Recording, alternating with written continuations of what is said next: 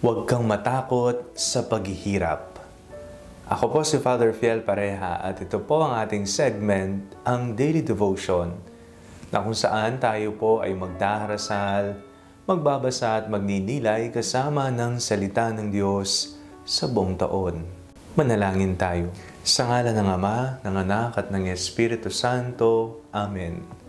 Halina, banal na Espiritu, liwanagan mo ang aming puso at isip, nang maunawaan at may sa buhay namin ng iyong salita. Amen.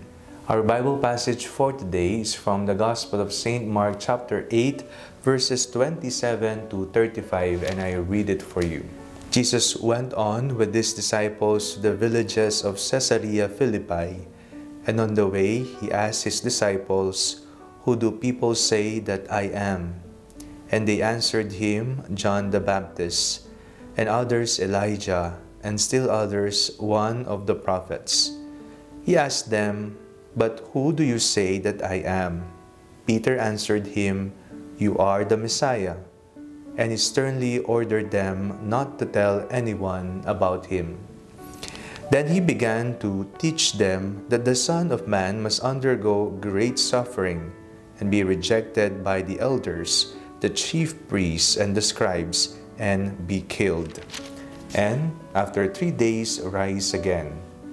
He said all this quite openly, and Peter took him aside and began to rebuke him. But turning and looking at his disciples, he rebuked Peter and said, "Get behind me, Satan, for you are setting your mind not on divine things but on human things." He called the crowd with his disciples and said to them, "If any want to become my followers, let them deny themselves and take up their cross and follow me. For those who want to save their life will lose it, and those who lose their life for my sake and for the sake of the gospel will save it." Ang ating pong binasang ebanghelyo sa araw na ito ay may 3 bahagi. Una, sino si Jesus? Tinanong ni Jesus ang kanyang mga alagad, "Sa paningin ng iba, sino raw ako?" May nagsasabi na kayo po si Juan Bautista, kayo si Elias o isa sa mga propeta. Pero ibinalik ni Jesus ang katanungan sa kanyang mga alagad, "Para sa inyo, sino ako?" Ito namang si Pedro ay nagwika, "Kayo po ang Kristo, kayo ang Mesiya."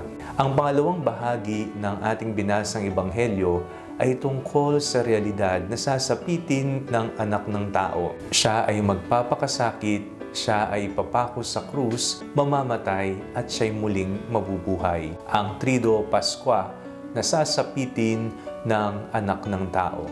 Ang ikatlong bahagi naman ng ating binasang ebanghelyo ay ukol sa ano bang kailangan gawin ng isang taong gustong sumunod kay Kristo. Binanggit nga dyan na talikdan ng sarili, pasanin ang krus, at saka sumunod kay Jesus. Ito po ang bahagi ng binasa nating ebanghelyo. Pero kung susumahin natin, mayroong isang salita na makikita natin ayon sa 3 bahagi nito. Ito po ay ang pagpapakasakit. Ang anak ng tao, ang Mesiyas na tinutukoy ng mga tao at ni Pedro ay magpapakasakit. Siya ay haharap at dadanas ng katakot-takot, kalagim-lagim na pagpapakasakit. Siya ay parurusahan, siya ay itatatwa, siya ay pagtataksilan, siya ay ipapako sa krus, siya ay mamamatay. Pagpapakasakit ng anak ng tao at hindi rin lingid sa atin na kung sino man ang sumunod sa anak ng taong nagpakasakit, dadanasin niya rin ang pagpapakasakit na kanyang kinaharap. Ang pagpapakasakit po'y bahagi ng ating pamumuhay dito sa mundo. Nandyan ang pagpapakasakit. Iba-ibang level nga lang ang ating dinaranas ayon na rin sa ating estado sa buhay, sa ating konteksto at maging sa ating edad. Nariyan, ngunit iba't iba ang forma, iba't iba ang mukha. Pero ano po ang ating kinakailangang gawin? Siguro po sa ating pagdarasal, sinasabi nating palagi, "Panginoon, tanggalin mo ang sakit, ang sugat, ang pasan-pasan kong ito." Di ho ba? Ganyan ang ating idinadasal sa Diyos.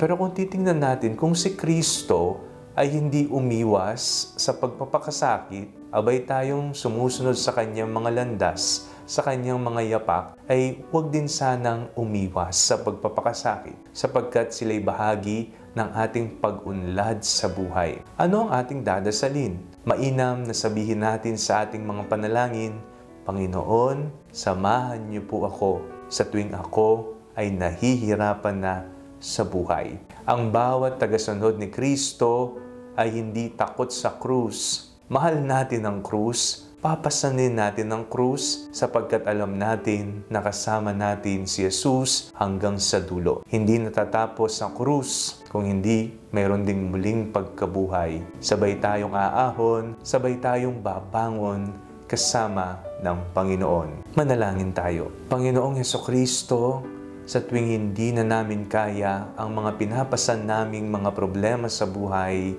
nawa, ipadama mo sa amin ang iyong mapaggalingang presensya. Amen. Sa ngalan ng Ama, ng Anak, at ng Espiritu Santo. Amen. Huwag po ninyong kalimutang i-like ang video ito. Mag-comment po kayo and share it with your family and friends. Ang Panalangin Bago Matulog ay may sariling Facebook page na po.